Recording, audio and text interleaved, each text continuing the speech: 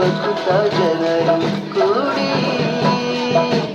ಇತ್ತ ನಡೆದು ಬನ್ನಿ.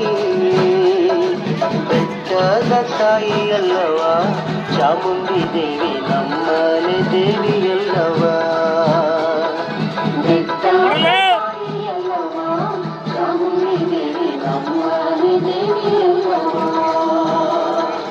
ಅಭಯ ಹಸ್ತವ ನೀಡಿ